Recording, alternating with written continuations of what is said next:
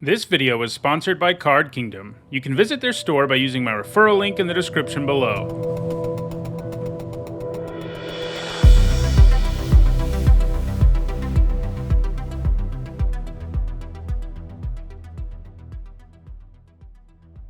Hi everyone, I'm Nitsahone, and it's Monday. So that means it's time for another MTG Top 10, the series where I rank cards based on their historical performance at Magic's highest level of competition. In today's top 10, we're going to be taking a look at cards with the Companion mechanic. This mechanic made its debut in Ikoria, and if you met a certain deck requirement, you could make one of the 10 cards with this mechanic into your Companion. At first, this meant that the card started in a special Companion zone from which you could cast it as if it were in your hand. The deck building requirements were sometimes pretty involved, but the upside of basically having an 8-card opening hand was pretty massive, especially because the companions tended to synergize well with whatever the deck requirement was. This means every game you started with one of the best cards in your entire deck, maybe the best card in your entire deck, in your hand. But this proved to be way too busted, and the entire mechanic had to receive a power level erratum. That isn't a common occurrence in Magic's history, so it's a pretty big deal that they had to go to such lengths to fix these cards. The companions still started outside of the game, but now you had to pay 3 mana to put them in your hand before you could cast them, and this definitely nerfed them, but they're still pretty good. Now, you might be thinking, how can you do a top 10 on something there's only 10 cards of? And, I don't blame you for asking that question, but the answer is that all 10 of these cards have at least 1 point using my scoring system, and yeah, that means companions are 10 for 10, and that's a pretty good illustration of how powerful this mechanic is and was. Before we get into ranking these 10 companions, here's a quick reminder on how I score cards in these videos. A top 8 at a Pro Tour, Players Tour, Mythic Championship, Legacy, or Vintage Championship is worth 2 points, and a top 8 at a Magic Fest or Grand Prix is worth 1 point. At number 10, it is Umori, the Collector. This companion makes you play a deck with only one type of non-land card in your deck.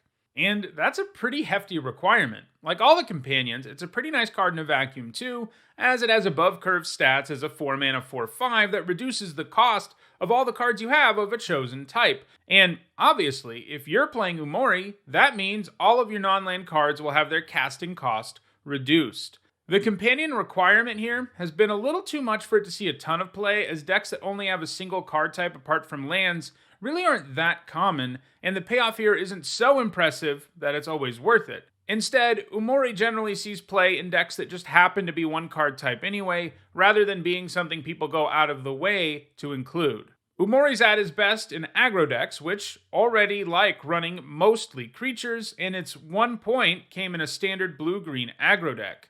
Umori has also been played in Historic Goblins and Standard Winota, but it doesn't have any points so far. Like pretty much all the companions on this list though, Umori has a decent shot at gaining more points in the future. Any deck that just happens to be all creatures can just grab Umori as a companion without any downside, though nobody is really going to go out of their way to make Umori work either. At number 9, it is Gyruda, the Macro Sage. Gyruda doesn't want you to play any 1 or 2 mana cards, but pays you off with an Enter the Battlefield ability that draws you a card for every permanent you have in play that has a mana value of 3 or more. And if Gyruda is your companion, this means you draw a card for each of your non-land permanents in play. While you might get a little behind on turns 1 and 2, Gyruda does a ton to get you back ahead in the mid-game. Gyruda was featured in some versions of Fires of Invention decks, as these decks didn't have to do a whole lot to meet the requirement, since they were already filled up with expensive cards that could be cheated into play with Fires in the first place. Notably though, Gyruda so far hasn't gained any points since the companion mechanic got nerfed. At number 8, I have Lutri, the Spellchaser. Lutri is famous for being banned in Commander on the day it was previewed, well before the set actually came out. The reason for this is obvious. Any Commander deck could meet the companion requirement for Lutri because Commander is a singleton format by rule. Turning decks in other formats into singleton decks is much more of a challenge. Lutri has flash and the ability to copy a spell, which can be pretty nice. Lutri only got its first top 8 at a major event in July of 2021, but it came in Magic's most powerful format, Vintage, where it was played as a companion in a Planeswalker control deck, and that makes some sense. Vintage has a ton of restricted cards anyway, so going down to a completely singleton deck isn't really that challenging. And number 7, it is Gyruda, Doom of Depths. Gyruda wants your entire deck to have even converted mana cost and pays you off by being a 6 mana 6/6 that is highly likely to reanimate one of your even costed creatures when it enters the battlefield. Interestingly, it also looks at what cards are milled from your opponent's deck, and that increases your chances of hitting something even more. That's a pretty impressive enter the battlefield ability, and there were some aggressive standard decks that sought to take advantage of that.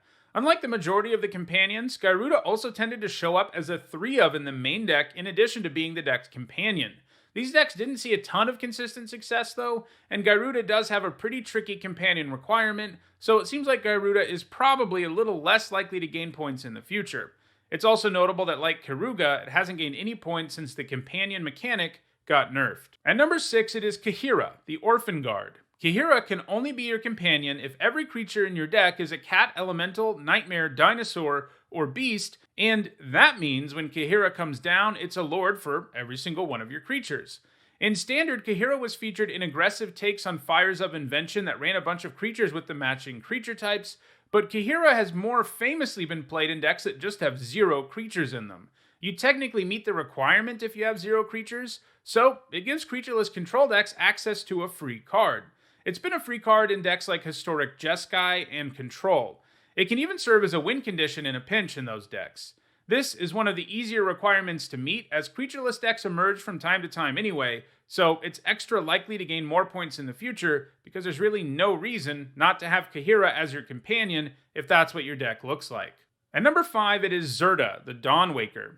At first, Zirda's companion requirement seems pretty steep. Every permanent in your deck has to have an activated ability. That restricts you to a pretty specific pool of cards, but the payoff is pretty nice since it reduces the cost of activated abilities once it's in play.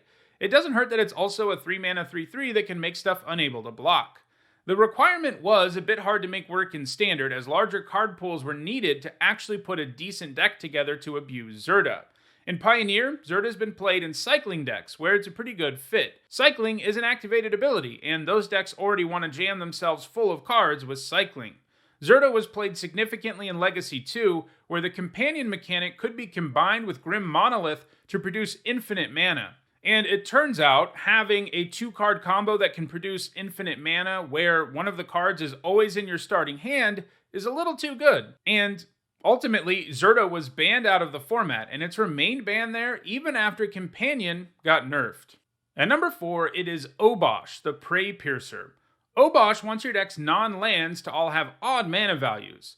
The payoff in this case is that Obosh doubles the damage done by all your odd-numbered cards. This includes Obosh, by the way, so he's effectively a 6/5. In most decks, Obosh comes down and suddenly makes your attacks way more potent. Obviously, this means Obosh is well suited for an aggressive deck.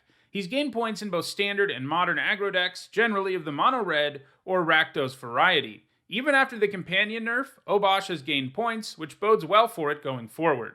At number 3, it is Jegantha, the Wellspring. In a vacuum, Jegantha might be the least impressive of the companions, as it's just a 5-mana 5/5 that can produce mana that can only be used to pay for colored mana symbols.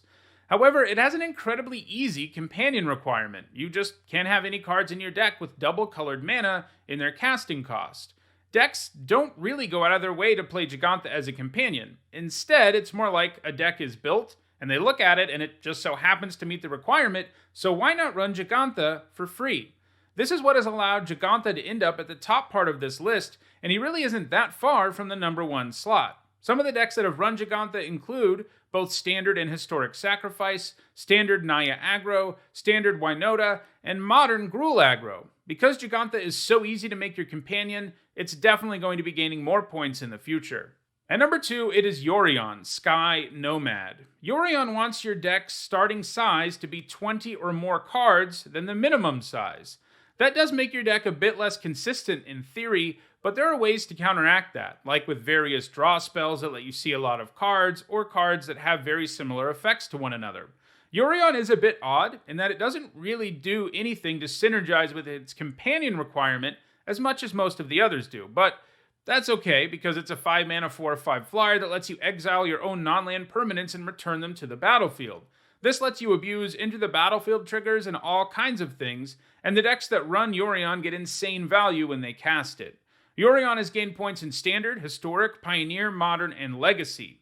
It will be interesting to see whether it can stay ahead of Gigantha going forward, or maybe if it can pass the number 1 card on this list, which is Lurrus of the Dream Den. This probably isn't a surprise. For one thing, there's only 10 companions, and I've already talked about 9. For another, Lurrus is the companion most renowned for being super busted, especially in the Eternal formats.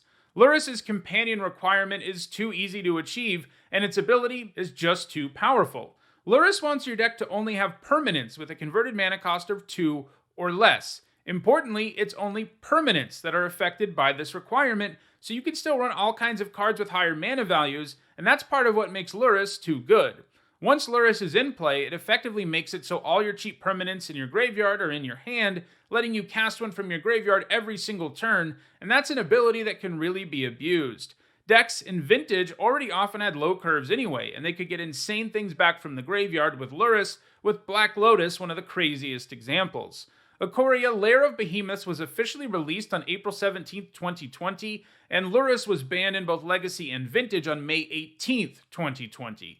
Being banned in Vintage is particularly notable because that's not normally something they do in that format, instead opting to restrict cards to a 1 per deck limit. However, that obviously wouldn't prevent Lurrus from serving as a companion, so they had to go with the ban if they wanted to get rid of it. It did ultimately get unbanned in both formats after the companion nerf, and it looks like that was the right thing to do in those formats, as Lurrus hasn't been utterly broken with the additional 3 mana required to put it into your hand. Still, Lurrus has accumulated a ton of points in other formats, including Standard, Historic, Pioneer, and Modern.